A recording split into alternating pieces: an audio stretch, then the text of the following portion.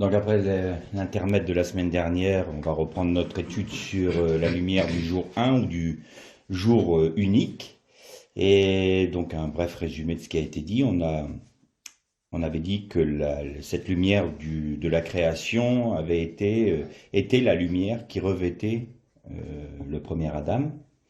Il était revêtu de cette gloire et c'est la raison pour laquelle le Seigneur Jésus a montré à ses disciples sur la montagne de la transfiguration ce qu'était l'Adam originel selon le cœur de Dieu. C'est la raison pour laquelle il a été resplendissant de lumière, nous dit le texte. Il a revêtu la gloire qui revêtait l'Adam, le premier Adam.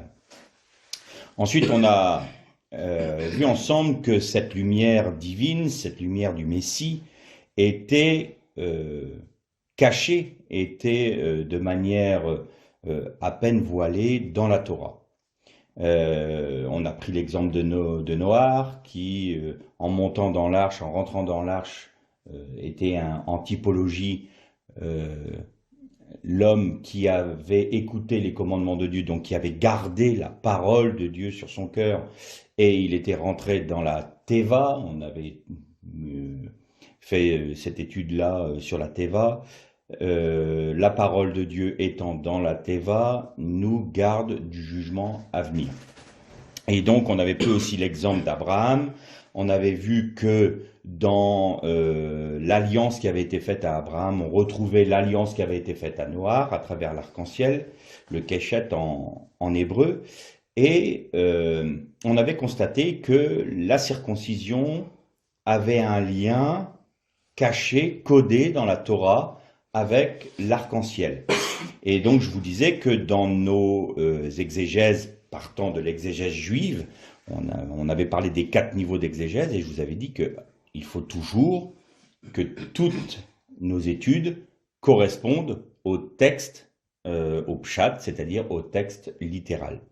Donc, est-ce que l'on trouve dans la Bible, et on va en prendre qu'un exemple, mais il y en a d'autres, ou 2 exemples, qui corroborerait donc cette réalité des alliances qui sont liées entre le peuple d'Israël, Abraham, donc la descendance, le peuple d'Israël, et les nations. Alors, on va prendre juste 2 textes, il suffit de lire dans la Genèse à partir du chapitre 18. Donc, chapitre 18, verset 18, il est dit que toutes les nations seront bénies en Abraham.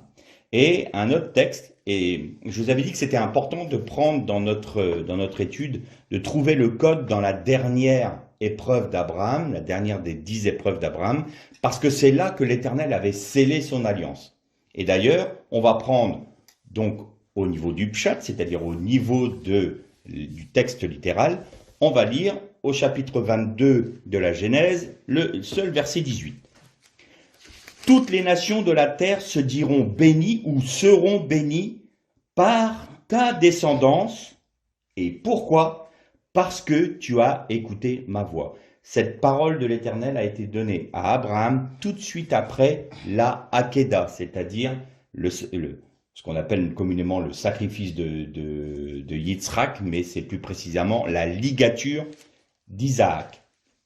Et donc, parce qu'il avait obéi et il avait cru en l'Éternel dans ces 10 épreuves et qu'il n'a jamais douté de la parole de Dieu, alors Dieu réitère ses promesses et les scelle définitivement en disant: maintenant, puisque tu as écouté ma parole, puisque tu as cru en moi, alors toutes les nations seront bénies en ta descendance. Donc là, on retrouve le lien entre l'arc-en-ciel donné à Noach, le keshet, et la Brit Mila, la circoncision, l'alliance qui a été donnée au peuple d'Israël. On avait également vu que typologiquement, l'arc-en-ciel se divisait, se séparait en 7 couleurs. Et on avait fait le parallèle avec le fait que les 7 couleurs pouvaient correspondre aux 7 esprits de l'Éternel, que l'on retrouve, j'avais fait une erreur, c'est pas dans Ésaïe 22, mais dans Ésaïe 11, au verset 2, le prophète parle du Messie, du Mashiach, et dit: l'esprit de l'Éternel reposera sur lui, esprit de sagesse, esprit de connaissance, esprit de grâce, esprit de... Voilà. Et il met les 7 esprits de Dieu, il les nomme. Pourquoi? Grosse question parmi les rabbins également. Pourquoi est-ce que le Keshet, l'arc-en-ciel, n'a pas été donné comme une lumière blanche?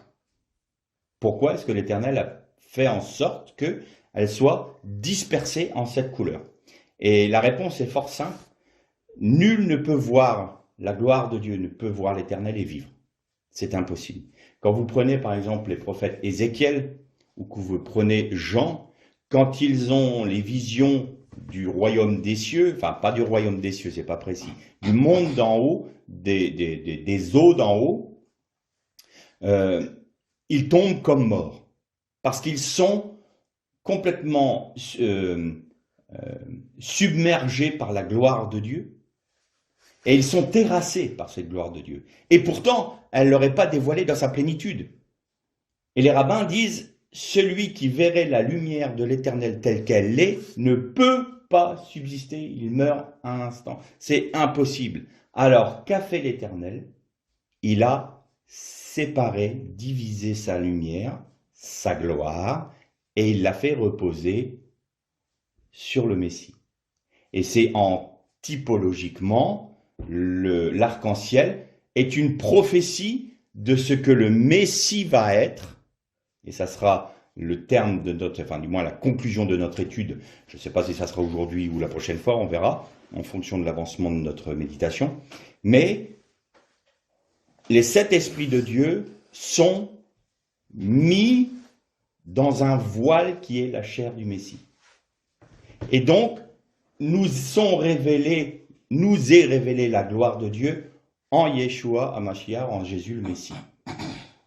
Et c'est pour ça qu'il y a cette alliance avec l'ensemble de l'humanité, qui est la représentation de l'arc-en-ciel en 7 couleurs, parce que vous ne pouvez pas recevoir la plénitude de la gloire de Dieu, vous allez être terrassé par elle. Alors Dieu la disperse. Il y a un lien spécifique avec ce que l'on appelle dans le mysticisme juif l'arbre de la vie, avec les sphirotes.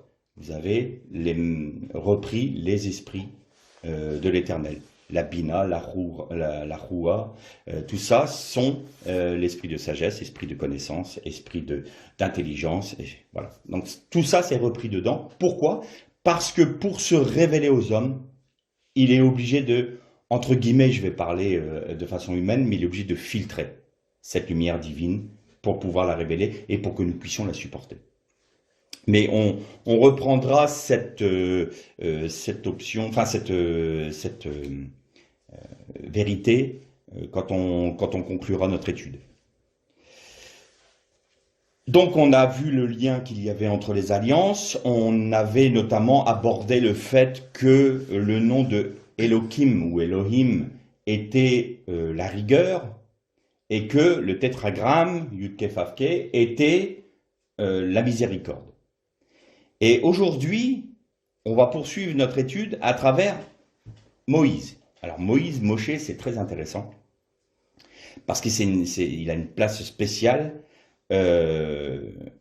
Moshe est celui à qui il a été donné la Torah, à qui a été donnée la Torah de la part de Dieu. Et en cela, on va voir une réalisation de ce que l'on avait pressenti, de ce que l'on avait discerné à travers la vie de Noach, c'est-à-dire que la Torah, la lumière du premier jour était dans la Torah. Et on va commencer tout de suite par la vie, tout début de la vie de Moïse, de Moshe. Qu'est-ce qu'il y a eu? La Bible nous dit que le Pharaon faisait tuer tous les enfants de moins d'1 an. Et la mère de Moshe, voyant que l'enfant était beau, elle le mit dans un panier couvert de pois et le mit sur le Nil. La fille de Pharaon trouva le panier, trouva l'enfant dedans, le trouva beau et dit: je vais l'appeler Moshe parce qu'il a été, Moshe veut dire littéralement tiré d'eux, parce qu'il a été tiré des eaux. Et je vous le donne en 1000. Quel est le mot hébreu pour panier dans ce texte-là? C'est le mot teva. Donc Moshe a été mis dans la Teva pour être sauvé des eaux. Nous retrouvons maintenant la typologie de Noach et de l'arche. Nous la retrouvons maintenant au commencement de la vue de Moshe, qui était celui à qui allait être donnée la Torah. Et donc c'est très important. Je vous avais dit notamment que dans les expressions, dans les deux épreuves, donc la première et la dernière épreuve de commande d'Abraham, il y avait l'expression Lech Lecha. Lech Lecha qui veut dire va pour toi. Et je vous avais dit que souvent cette expression nous amenait à prêter attention à quelque chose, à une vérité codée dans la Torah. Et notamment que nous allons trouver là des grains de lumière du jour premier, ou du jour 1. Je dis des sottises là, c'est pas le premier jour. Du jour unique ou jour 1. Et quand on va prendre le mot maintenant, on va prendre le texte où Moshe est en train de faire paître le troupeau de son beau-père, Laban. Pas Laban. J'ai oublié le nom du beau-père de Moshe. Bon, peu importe. Il fait paître les troupeaux. Et tout d'un coup, qu'est-ce qu'il voit? Pas du tout sur son chemin, mais sur les hauteurs des collines du désert, il voit un buisson qui brûle, mais il ne se consume pas. Et donc, pour pouvoir voir et comprendre ce qui se passe, Moshe est obligé de faire un détour. Il ne sait pas sur son chemin. Mais poussé par la curiosité, il va voir. Et au moment où il s'approche du buisson dit ardent, il a cette parole de l'Éternel qui retentit. N'approche pas d'ici, ôte les sandales de tes pieds, car la terre sur laquelle tu te tiens est une terre sainte. Bien. Donc on n'oublie pas, Moshe a été tiré des eaux en étant placé dans une teva. Et là, on va prendre le texte en hébreu. Donc en hébreu, ça se dit Shal nalecha mal reglecha. Donc ôte les chaussures, les sandales de tes pieds, ôte les sandales de tes pieds. Et si vous prenez les finales de cette expression-là, vous trouvez quoi? Lech lecha. Donc là, le lecteur se dit, ah, il y a quelque chose de caché. Alors trouvons ce qui est caché. Vous avez vu que dans nos exégèses la semaine dernière, il y a 15 jours, on avait pris la gematria, on avait utilisé ces choses-là. Et donc, on va prendre la gematria de toute cette expression-là. Puisque Lech Lecha, c'est les finales de cette expression-là. Seulement, on ne se retrouve pas dans le reste du verset. Car sur la terre sur laquelle tu te tiens est une terre sainte, c'est pas dedans, c'est ôte les sandales de tes pieds. Donc, prenons ces 4 mots hébreux, Shal, Nalecha, Mal, Reglecha. Et nous trouvons 913.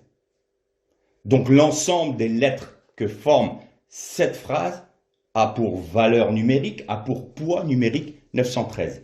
Maintenant, recherchons un mot ou une expression de la Torah auquel correspond le même poids numérique.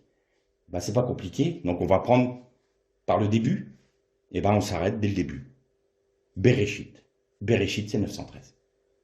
Donc, sous-entendu, dans cette expression, ôte les sandales de tes pieds, c'est-à-dire que là, Dieu se révèle à toi. Qui se révèle à toi?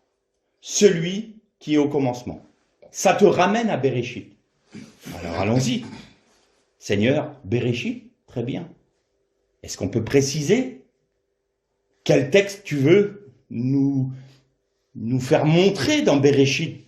Qu'est-ce que ça veut dire? Alors, on peut faire une chose intéressante. On a trouvé Lech Lecha, cette expression Lech Lecha dedans. Eh bien, enlevons cette expression, la valeur numérique de cette expression, de l'ensemble de la phrase. Donc, Lech Lecha a pour valeur numérique 100. Donc, qu'est-ce qui reste? 813. On est d'accord? 913 Bereshit, 913 Shal Reglecha, Mal Reglecha. Donc, on a 913. On enlève Lech Lecha, on a 813. Y a-t-il une expression? Quelle est premier mot ou première expression que nous trouvons dans Bereshit qui a cette valeur-là? Il y en a une. C'est I-or, vai-i-or. Allez, je ne vous fais pas languir. Que la lumière soit et la lumière fut. 813. Nous trouvons 813 dans cette expression-là. Sous-entendu, Moshe, tu te tiens sur une terre sainte, tu ôtes les sandales de tes pieds parce que c'est quelque chose de très saint. Je te ramène au commencement et je vais te révéler la lumière du jour 1. Et donc en Moshe va être donnée la Torah. Quand il est descendu du mont Sinaï et que Moshe avait reçu la Torah, qu'est-ce que nous dit la Bible? Son visage resplendissait. Et il couvrit son visage quand elle arriva près du peuple parce qu'il était illuminé de quoi? Eh bien, de la lumière du jour 1. En recevant la Torah, Moshe était le reflet de la gloire de Dieu parce que la Torah est la lumière du jour 1 et parce que la lumière du jour 1, qui est la Torah, est le Mashiach, le Messie. Et donc Moshe, en recevant la Torah, il recevait la gloire de Dieu, la lumière du jour 1. Et je vous ai dit qu'on peut utiliser les mots miroirs. Quel est le mot miroir de Moshe? Vous savez que les Juifs aujourd'hui et de tout temps, au lieu de dire le tétragramme, puisqu'ils ne peuvent pas le dire, le prononcer, ils disent le nom. C'est le nom. Ben, que veut dire Moshe? Si vous le lisez à l'envers, vous avez Hachem. Hachem en hébreu, c'est le nom. Donc, caché dans ton nom, Moshe, il y a la révélation du nom, Hachem. Eh bien, on va aller encore plus loin. Est-ce qu'il n'y a pas quelque chose qui se cache dans cette expression « I-or, vai-i-or », dans l'expression « que la lumière soit, la lumière fut ». Dans la Torah, donc que dans la Torah, pas dans le Tanar, hein, dans la Torah, il y a de mémoire, alors j'essaye de retrouver ma note parce que je n'ai pas la mémoire forcément des chiffres, je retrouve pas, peu importe, de toute façon, il y a de mémoire 305 804 lettres, ou mots, pardon, mots dans la Torah, d'accord? Le chiffre est peut-être pas exact, mais bon, on a plus de 300 000 mots dans la Torah. Il y a un seul passage de la Torah où le mot lumière, qui se dit or en hébreu, et entoure un autre mot. Donc là, vous avez i-or, premier mot, vai-i, or. Donc vous avez deux fois le mot or qui encadre le mot vai-i. Et vai-i, c'est l'anagramme du tétragramme de Yud-Ke-Vav-Ke. En fait, c'est les trois lettres qui font vai-i sont les lettres qui forment le tétragramme. Mais ça ne s'arrête pas là. Ça ne s'arrête pas là. Comment vous dire? Ce mot-là, donc vai-i, c'est le 26e mot de la Torah. Commencez par le premier. Bereshit bara Elohim et Hashamayim ve'et haaretz. Et vous continuez, vous avez 26. Le 26e mot, vai-i, qui sont les lettres du tétragramme. Donc, combien c'est la valeur numérique du tétragramme? 26. Sous-entendu, et ça c'est très important, pour ceux qui pourraient penser que le texte hébreu de la Torah a pu avoir des variations dans le temps avec des erreurs de copistes. Nous avons la preuve par la structure même du texte que ce n'est pas possible. Et depuis que les Hébreux, enfin que les Juifs reviennent en Israël, ils ont fait une expérience assez intéressante. Donc il y avait des Juifs qui venaient d'Europe centrale, d'Europe de l'Est, qui venaient d'Afrique, qui venaient des États-Unis. Tous ceux qui font leur alia reviennent en Israël avec leur copie de la Torah. Et donc ils se sont dit, bah, c'est intéressant de vérifier si tout concorde. Et ils ont regardé, ils ont demandé à ce que toutes les copies soient réunies, et vous avez exactement au trait de lettre près, exactement la même version pour tous, après 2000 ans d'exode, après 2000 ans de diaspora dans les nations, le texte initial, original de la Torah est resté intact. Et on en veut pour preuve que nous retrouvons tous ces codes secrets, tous ces codes cachés dans la Torah, parce qu'il suffit de bouger le mot Vaï, vous le mettiez en 27e place, c'est fini. Ce qu'on vient de découvrir là, qui correspond au tétragramme, à la valeur numérique du tétragramme, c'est fini, ça disparaît. Si vous mettez un autre mot que Vaï, ça disparaît aussi. Si vous mettez une autre expression que la lumière soit et la lumière fut, I, or, Vaï, or, ça ne fonctionne plus. Et donc, on retrouve ces mêmes codes cachés dans toutes les versions de la Torah, de toutes les familles juives issues de l'ensemble de toutes les nations. Donc, la Torah n'a pas été modifiée. Ils ont été scrupuleux. Et une des raisons pour laquelle la Torah n'a pas été modifiée, c'est très simple, c'est que pour un juif, pour un israélite, la Torah lui a été prêtée. Dieu a confié la Torah à Moshe.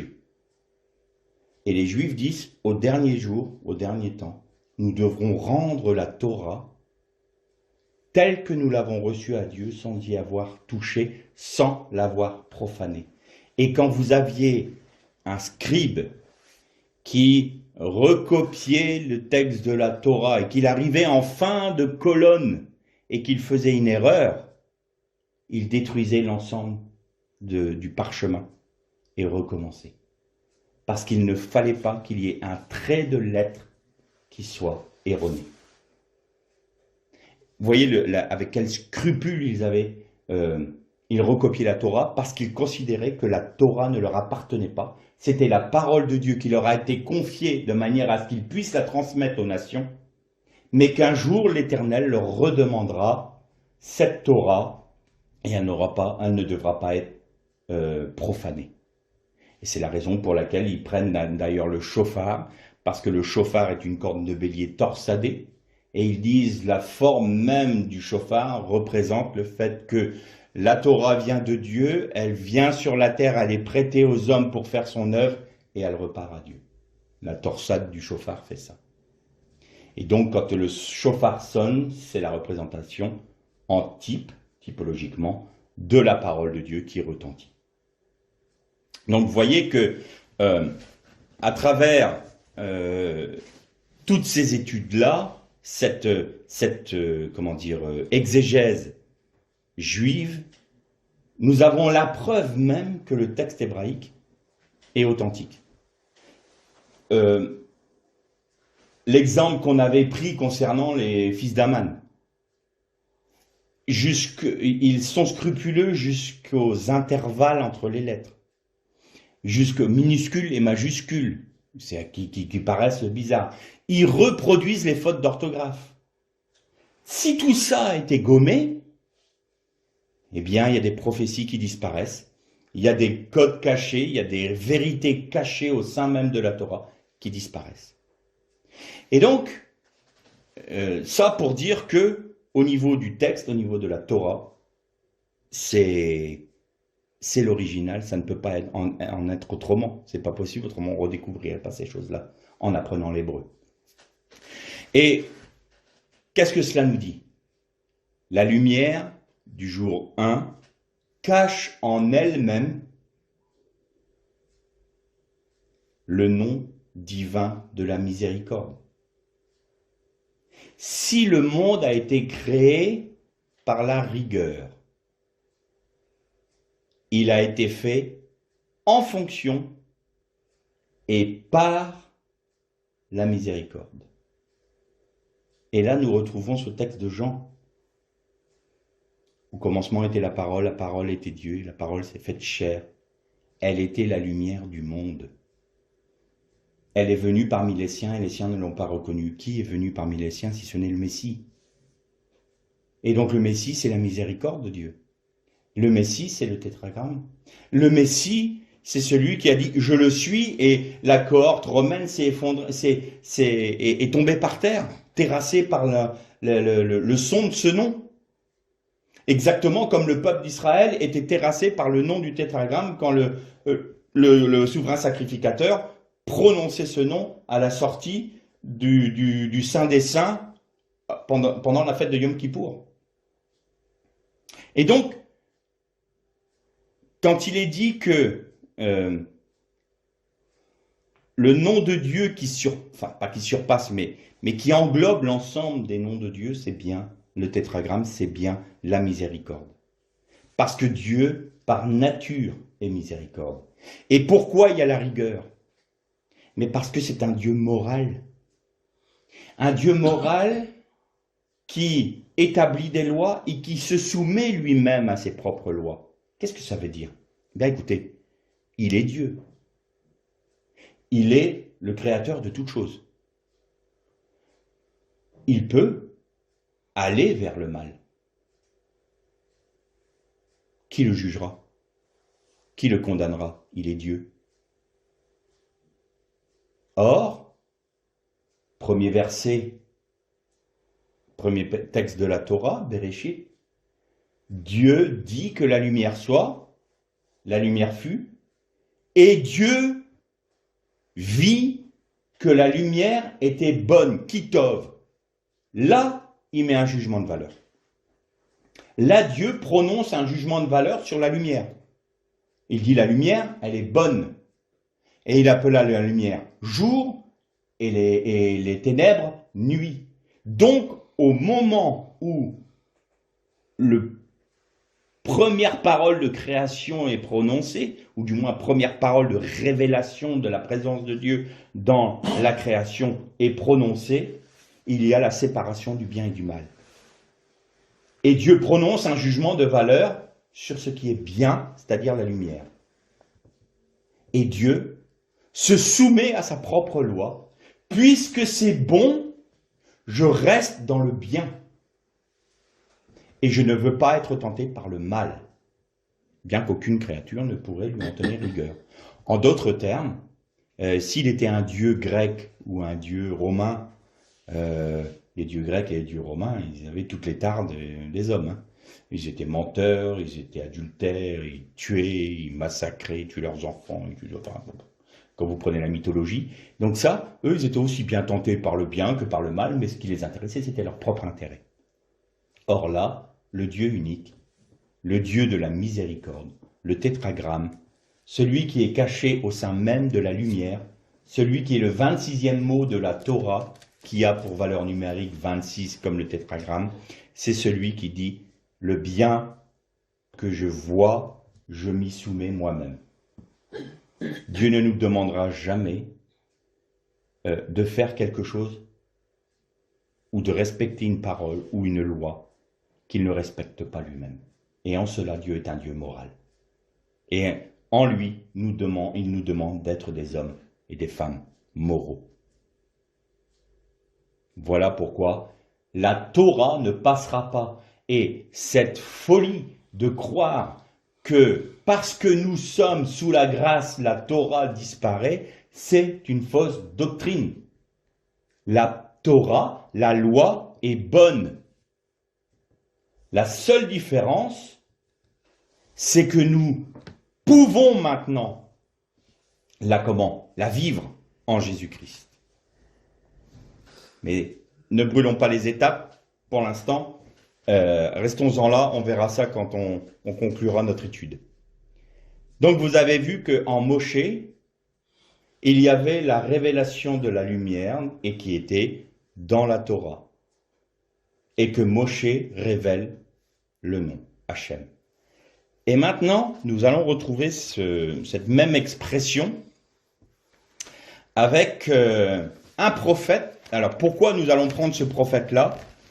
Je vais vous expliquer pourquoi. Alors, il n'est pas classé dans les livres des prophètes. C'est le livre de Daniel. Daniel est dans les Ketuvim, c'est-à-dire dans les écrits, bien qu'il était prophète. Pourquoi Daniel? Bon, Daniel a vécu, grosso modo, entre 622 et 530 avant Jésus-Christ, donc pendant la diaspora à Babylone. Et il est un des prophètes dits mystiques, de la mystique juive. Alors, je sais que ça, c'est des mots qui font peur, donc je vais expliquer. Qu'est-ce que la mystique juive? Ou qu'est-ce que la Kabbalah? Parce que là aussi, on va préciser des choses. Donc, on va commencer par la Kabbalah. Kabbalah, en hébreu, veut dire réception, recevoir. Et ça s'écrit, alors je vais retransposer en français, K-A-2-B-A-L-E, ou A-L-A, Kabbalah. Pourquoi c'est important? Parce qu'il y a eu, depuis que Jean Chrysostome a fait toute sa diatribe à Sainte-Sophie sur les Juifs, il partait du principe que toutes les expressions et les prières hébraïques étaient des incantations à Satan. Il disait qu'il vouait des cultes à Satan dans les synagogues. Et donc, dans le monde sataniste, donc des hommes qui voulaient faire un culte à Satan, ils ont repris cette thèse de Jean Chrysostome et d'Origène notamment, pour faire des incantations, donc pour détourner les prières juives, pour en faire des incantations diaboliques, et ils ont appelé ça la Kabbale, mais qui s'écrit C-A-B-A-L-E. Et il y a une confusion entre la Kabbalah juive qui est, je vais vous expliquer ce qu'est la mystique juive, et la Kabbale diabolique. Et donc, on fait une confusion, et quand on entend parler de Kabbalah, oh là là, qu'est-ce que ça veut dire? C'est diabolique, il y a des incantations. Non, la Kabbalah sont des prières, sont des méditations, des méthodes de méditation issues du judaïsme pour s'approcher de Dieu. La Kabbale sataniste, c'est des incantations envers les démons. Deux choses différentes. Donc attention, il ne faut pas mélanger tout. Et donc, qu'est-ce que la Kabbale? Qui veut dire en hébreu réception. Eh bien, le premier kabbaliste, c'est Ézéchiel. Il a eu les visions du trône, il a eu la vision des roues, il a eu la vision du Saint-Esprit, il a eu la vision du Fils de l'homme. Ça, c'est la mystique juive. C'est-à-dire que par méditation, et nous retrouvons Paul qui dit, est-ce en son corps, est-ce hors de son corps? Je connais quelqu'un qui a été ravi jusqu'au 3e ciel, et qui a entendu des choses ineffables, à qui il n'est pas donné à homme de répéter. On sait très bien que c'est lui qui a été transporté au 3e ciel. Donc, il a fait une expérience de la mystique juive, parce que Paul était très imprégné du judaïsme, puisqu'il était pharisien.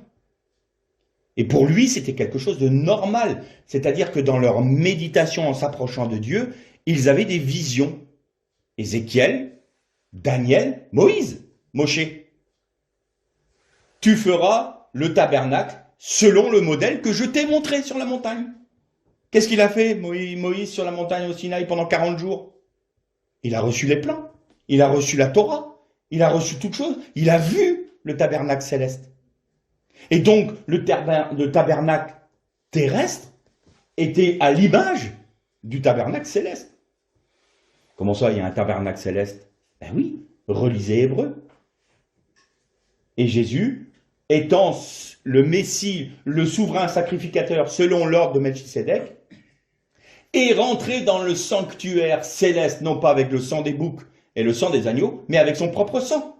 Et ce faisant, c'est un sacrifice éternel. Donc, il y a bien un tabernacle céleste. Et Moïse l'a vu. Daniel, qu'est-ce qu'il a vu? Ben, la vision de la statue. On en a parlé avec les 4 empires. La vision des 4 animaux. Il parlait avec les anges, il a vu les 2 hommes auprès du fleuve. il avait cette expérience de la mystique juive, c'est-à-dire des visions de la demeure céleste de Dieu. C'est ce qu'on appelle la Kabbalah, la mystique juive. Voilà. Donc quand vous avez quand on dit il y a une prophétie, j'ai eu une vision, ben c'est du même ordre. Donc si la Kabbale juive est fausse, alors je vais faire un petit aparté. Certes, pendant un moment, la Kabbale juive, avant le 15e siècle, il me semble, il y a eu une dérive. Et il y a une frange du judaïsme qui, ne reconnaissant pas le Messie, ont un peu dénaturé l'image du Mashiach. Pourquoi? Il faut ramener ça aux révoltes de l'an 66 à 70 et surtout la révolte sous Adrien en 135. Pourquoi? Parce que ce sont Bar Kourba, par exemple, qui était un juif qui a mené la deuxième révolte sous Adrien.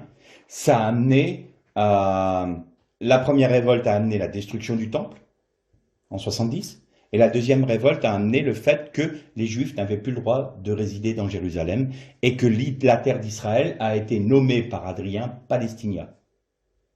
Et Jérusalem a été rebaptisée Ael Capitolina, c'est-à-dire Adrien lui a enlevé le nom de Jérusalem pour l'appeler Ael, donc ça c'est la ville, Capitolina, en l'honneur de Jupiter Capitolin.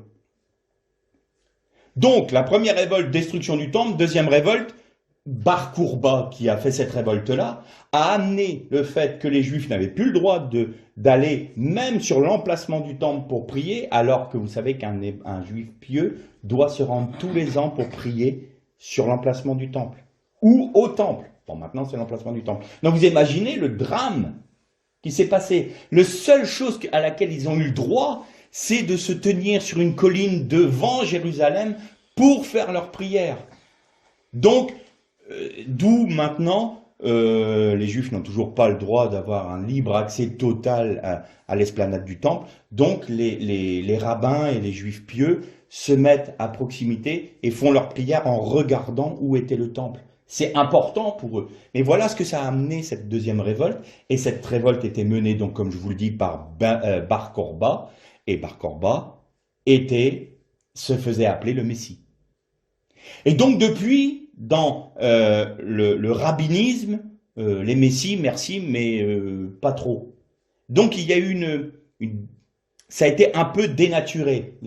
Alors cette notion revient maintenant, mais du coup, ça a eu une incidence sur la Kabbale, sur leur mysticisme juif, qui a fait que ils appellent ce qu'on appelle le Gilgul, c'est-à-dire la réincarnation de certaines âmes pour faire le pardon de ceux qui ont péché avant. Donc, dans cette forme de Kabbalah-là, il y a le fait, par exemple, qu'Abraham a fait le Gilgul de Adam Arishon, du premier Adam. C'est-à-dire qu'il il y a 5 niveaux d'âme dans la mystique juive, de nos âmes. Et donc, la partie qu'on appelle la Ruach a été donnée à Abraham pour qu'à travers les épreuves, il fasse le pardon pour Adam Arishon. Donc vous voyez qu'il y a eu une déviance qui a fait que tout est accompli en Jésus-Christ, tout est accompli dans le Messie, en Yeshua, mais du coup, cette branche-là de la Kabbale juive a dévié pour aller dans des interprétations qui sont dangereuses d'ailleurs. Donc ça, il faut le savoir aussi. Donc, il ne faut pas dire que parce que c'est la Kabbale, tout est parfait, tout est beau. Non, il y a des dérives également. Mais dans la Kabbale juive qui nous dit « chercher la lumière dans la Torah », ça c'est bon. C'est des bonnes choses. S'attacher sur ce que ont vu les prophètes, tels qu'Ézéchiel, tels que Daniel, tels que Moshe. Vous voyez, ça c'est des choses sur lesquelles on peut s'appuyer. Parce que cette Kabbale-là est revenue à un mysticisme biblique, je dirais. Voilà, bon, il fallait préciser ça parce qu'il faut savoir de quoi on parle. Et donc, pourquoi on parle de Daniel? Parce que Daniel est le dernier prophète de la mystique juive avant la venue du Messie. C'est le dernier. Après, il n'y a plus eu de prophètes de cette envergure-là. Il y a eu ce qu'on appelle les petits prophètes, mais qui n'avaient pas ces visions telles qu'Ézéchiel, telles que Moshe, telles que Daniel lui-même. Et donc, c'est la raison pour laquelle on s'intéresse à Daniel. Je reprends, vous avez vu, alors on n'a pris que quelques exemples, je suis certain qu'il y en a d'autres avec l'Erklecha, mais ça serait trop long. Autant, on a pris quelques exemples emblématiques de manière à ce qu'on comprenne bien que cette lumière du jour 1 est bien ancrée dans la Torah, quelle est la Torah elle-même. Vous avez vu en Noach, donc Adam d'abord, qui était revêtu de cette lumière, qui était un reflet, porteur de lumière, lui, dans la création, et on avait fait le parallèle avec Lucifer, qui était porteur de lumière, lui, dans les cieux. Je précise une chose. Autant Lucifer a été créé par Dieu comme étant l'être le plus parfait, le plus beau et le plus grand dans le monde angélique. Mais lui, il était un pur esprit. Il n'avait pas de corps. Et donc, il n'a pas eu besoin de tentateurs pour chuter. Étant un pur esprit, sa beauté a été suffisante pour le faire chuter. Alors, vous voyez que dans le monde angélique, c'était Lucifer. Lucifer a chuté à cause de sa propre beauté, nous dit la Bible. Tu t'es regardé, tu t'es trouvé beau et ton cœur s'est enflé d'orgueil. Et le Adam a été créé comme étant la plus parfaite des créations, même au-dessus du monde angélique. C'est le roi David qui disait « Tu as fait l'homme à peine inférieur à Dieu. » Vous imaginez quelle gloire de cette créature. Et elle était, elle, dotée d'un corps physique. On l'a vu ensemble, Adam, tiré de la terre, il a été modelé. Même dans la création, c'est intéressant parce que le mot bara, c'est créer ex nihilo, de rien. Et quand il est dit, et Dieu forma l'homme, c'est l'asot. L'asot, ça veut dire qui a modelé, qui a sculpté. Donc, Dieu fit l'homme, l'asot, et il devint, il est dit, et il les créa homme et femme. Et là, il dit bara. Donc, on a été modelé par la terre, mais on a été créé ex nihilo. Pourquoi? Parce que nous avons reçu un esprit. Donc, c'est ce qu'on disait, il est autant des cieux que de la terre. Il est le trait d'union entre les cieux et la terre, qui a été rompu lors de la chute. Et donc, l'homme a été créé pour être le porteur de la lumière divine, de la gloire de Dieu, donc étant celui qui révélait la gloire de Dieu sur la terre, tout comme Lucifer était, normalement, sa mission était d'être le porteur de la gloire de Dieu dans les cieux. Et donc, comme la révolte d'un tiers des anges a été faite par Lucifer, qui est devenu Satan, eh bien, son objectif à lui, à l'ennemi, était que cette créature glorieuse, plus glorieuse que lui, parce qu'elle était le trait d'union entre la gloire céleste et la gloire terrestre, eh bien, il fallait qu'il la fasse chuter aussi. Et là, il y avait une possibilité pour Satan d'agir sur l'homme, non pas parce que l'homme allait se regarder comme étant le plus beau, mais parce qu'il était doté d'un corps, alors il pouvait être tenté. Et donc, pour que l'homme chute, il fallait qu'il y ait un tentateur. Inversement à Satan qui s'est lui-même auto-proclamé Dieu. Vous voyez? Et quand Satan il vient auprès de Isha, il lui dit « Mais pas du tout, vous n'allez pas mourir. Mais si tu en manges de ce fruit-là, tes yeux vont s'ouvrir, vous serez comme des dieux. » Tentation. Et la tentation à travers quoi? À travers le corps. Bon, ça serait une longue étude, mais je voulais donner juste cette précision-là pour montrer qu'il y avait deux créatures qui avaient été créées particulièrement pour être porteurs de la gloire de Dieu. Donc, en Adam, il y a ça. Ensuite, après la chute, on a vu Noé. Noé qui a obéi à la parole de Dieu et qui a, en typologie, placé la parole dans la Teva, et en étant placé lui-même dans la Teva, il a été secouru du déluge, donc du jugement. Ensuite, on a vu Abraham avec les alliances entre le peuple hébreu et l'ensemble des nations. Et là, en Moshé, on vient de voir ensemble donc cette merveille que l'on trouve sur la lumière divine. Et donc là, on termine par Daniel pour ce qui est de la typologie.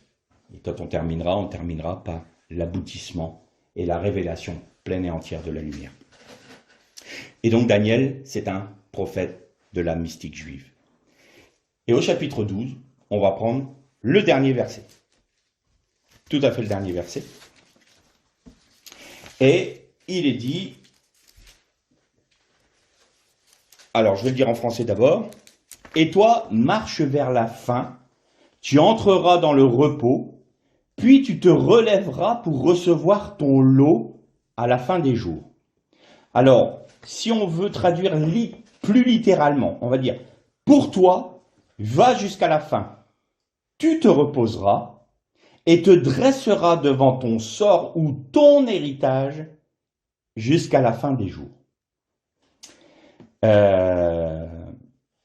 En hébreu, cette expression se dit « Vata, ler, leketz, taocha, taamod, leglecha ». Et vous retrouvez l'air, lecha dans cette expression. Vata, l'air. On retrouve le premier, l'air, là. Et les deux dernières lettres de cette phrase, c'est lecha. Donc vous retrouvez l'air, lecha à cet endroit-là. Donc, va pour toi jusqu'à la fin, jusqu'à ta mort. Tu te reposeras et tu te redresseras, donc tu te relèveras d'entre les morts pour recevoir ton héritage. Et jusqu'à la fin des jours, ça veut dire dans l'éternité. Pourquoi est-ce qu'on s'intéresse à ça? C'est le seul livre dans la Torah, enfin dans le Tanakh plutôt, où il nous est précisé qu'il avait été scellé. Juste avant, Dieu dit à Daniel, par l'ange, « Scelle ce livre, car c'est pour des temps futurs et lointains. Tu ne peux pas le comprendre maintenant, mais toi, va pour toi, tu te reposeras et tu te dresseras devant ton héritage durant l'éternité. » C'est le seul livre qui a été scellé. Et vous notez que on retrouve un livre scellé dans la Bible. À quel endroit? Dans l'Apocalypse de Jean, où il y a un livre fermé de 7 sceaux. Les 7 sceaux de Dieu. Et Jean pleure. Parce qu'il ne trouve personne pour déceler le livre. Et tout d'un coup, l'ange dit, il y a l'agneau de Dieu immolé, à qui il a été donné la victoire, relisez le texte de Apocalypse, et lui est digne d'ouvrir les sceaux du livre. Quel était ce livre? C'était le livre de Daniel. C'est pour ça que je vous dis qu'il y a toujours, vous ne pouvez pas comprendre l'Apocalypse sans lire Daniel. Pourquoi? Parce que l'Apocalypse est le décèlement du livre de Daniel. L'Apocalypse est l'explication du livre de Daniel. Et qui a décellé le livre de Daniel? C'est Jésus. C'est le Messie. Donc, au terme de toute cette histoire de l'humanité que l'on a vue jusqu'à Daniel, la parole qui est donnée là à Daniel, va pour toi, tu vas te reposer et tu te dresseras devant ton héritage à la fin des jours, c'est sous-entendu, Maintenant, c'est fini pour toi, va dans le repos, mais ton livre sera décellé par celui qui doit venir, c'est-à-dire le Messie. Et alors, tout sera révélé. Donc vous voyez que dans toute cette ligne de vérité cachée ou codée dans la Torah, nous voyons toujours une même pensée. C'est la révélation de la lumière, c'est-à-dire de la gloire de Dieu, du nom par-dessus tous les noms. Et pour terminer, je dirais quand même que de qui est-il dit dans la Bible qu'il a reçu le nom au-dessus de tous les noms? Vous lisez dans les Épîtres, c'est Yeshua Mashiach, c'est Jésus le Messie. Et vous avez vu le lien qu'il y a entre Jésus et le tétragramme? Le tétragramme, c'est le nom qui ne peut pas être prononcé. C'est le nom par excellence, c'est la miséricorde. Eh bien, c'est le nom qui a été donné à Yeshua. Et là, on retrouve le lien. Et toute cette lumière-là, et nous verrons la prochaine fois, que l'accomplissement de la révélation de cette lumière, qui sont les 7 esprits de Dieu, qui reposent sur qui? Sur le Messie. Mais cette lumière a été cachée dans sa chair. C'est la raison pour laquelle il est venu parmi les siens, et les siens ne l'ont pas reconnu. Alors là, je vous donne un petit avant-propos de la prochaine fois. Donc on va parler là-dessus. Mais tout en trouvant ce parallèle avec Jésus, et de voir l'accomplissement de toute notre étude en Jésus, on va aussi s'arrêter sur quelles conséquences ça a pour nous et quelle application pratique toute cette étude a pour nous. Parce que on n'est pas là pour satisfaire notre curiosité de dire « Ah, super, dans l'hébreu, il y a ci, il y a ça, c'est magnifique, merveilleux ». Qu'est-ce que ça va impliquer pour nous? Donc on va voir tout ça la prochaine fois. Juste une chose, et je termine par ça, retenez bien, et c'est extrêmement important, quand Moshe a reçu la Torah sur le mont Sinaï, c'était lors d'une fête juive. Laquelle? Est-ce que vous vous en souvenez? C'était la fête de Shavuot, la fête de Pentecôte. Retenez bien que la Torah a été donnée à Moshe et à Israël pendant la fête de Pentecôte, de Shavuot. Parce que c'est extrêmement important pour la suite. Et extrêmement important pour nous-mêmes. Et extrêmement important pour voir que la Torah et tout le Tanakh, l'Ancien Testament, n'est en aucune manière désuet ou mis de côté ou rejeté. Vous allez comprendre que nous ne pouvons pas nous séparer du Tanakh et de la Torah. C'est pas possible. Donc, on arrête là pour aujourd'hui et normalement la prochaine fois, on terminera par les applications concrètes et la manifestation pleine et entière en Jésus-Christ. Et après, dans notre héritage, ce qui nous attend pour, on en a parlé un peu, hein, du monde du Olam Haba, c'est-à-dire du monde à venir. Et vous allez voir que cette lumière, elle est là présente en permanence. Et je dirais que je vous avais dit que le jour unique était ouvert, c'était un jour ouvert. Eh bien, au moment, nous allons comprendre quand est-ce qu'il va se fermer ce jour-là. Parce qu'il va se fermer pour ouvrir un nouveau jour. Mais on verra ça la semaine prochaine. Que le Seigneur vous bénisse.